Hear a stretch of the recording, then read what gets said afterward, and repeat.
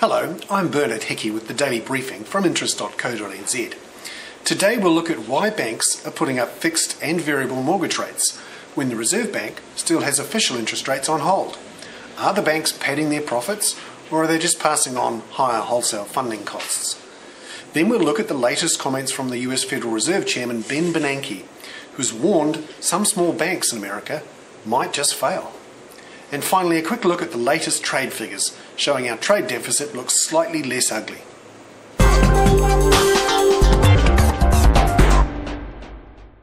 Firstly, a look at mortgage rates and why they're rising.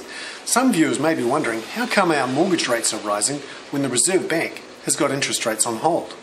And how come our rates are rising when the economy is slowing? Aren't interest rates supposed to fall when the economy slows down? And also, we've heard from the Bank Workers Union, FinSec, who suggested in a press release on Thursday that the banks are simply padding their profit margins and should explain why they're putting up rates. Well, here's the chart that shows why the banks have been increasing their mortgage rates in the last 6 weeks. The grey line shows the London interbank offer rate for the New Zealand dollar swap for a 1-year term, so-called LIBOR. This rate has jumped to around 9.25% in the last 3 weeks. This is one measure of the cost of wholesale funding for banks. Another is the 1-year swap rate for New Zealand dollars, which has been relatively stable. Now, up until the end of last year, these two rates tended to move in tandem. But in recent months, since the global credit crunch, a significant margin has opened up between the LIBOR rates that banks pay each other and the 1-year swaps rate on the wholesale markets. That's because banks are increasingly nervous about lending to each other, given the turmoil on markets and fears that big losses on subprime markets may force a big bank or some banks to fail. You've got to remember the fixed mortgage rates offered by the banks are funded from these longer-term wholesale markets, rather than the shorter-term rates based on the official cash rate influenced by the Reserve Bank. And that hasn't moved since July last year, when the Reserve Bank increased the OCR official cash rate by 25 basis points to 8.25%.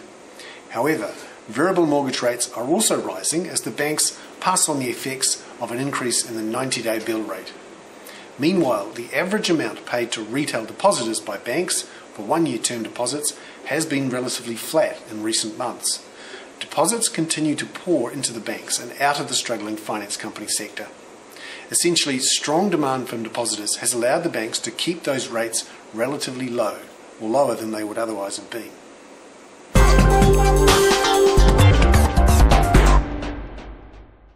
Now for a look at the latest from the source of that global credit crunch, America.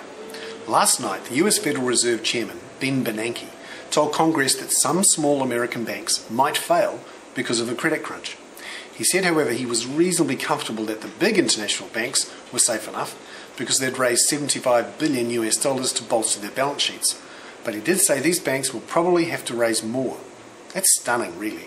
Can you imagine if our Reserve Bank governor came out and said some of our banks might fail and the big ones needed to raise more cash?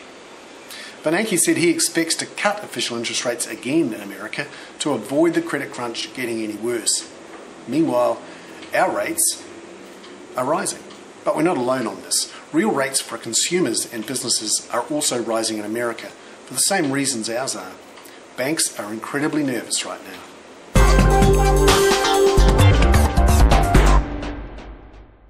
And finally, some good news on the trade balance, which improved to a deficit of $320 million in the month of January from a deficit of $825 million in January a year ago.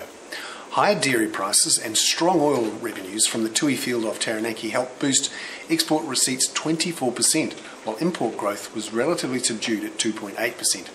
This is remarkable with a currency at 80 US cents.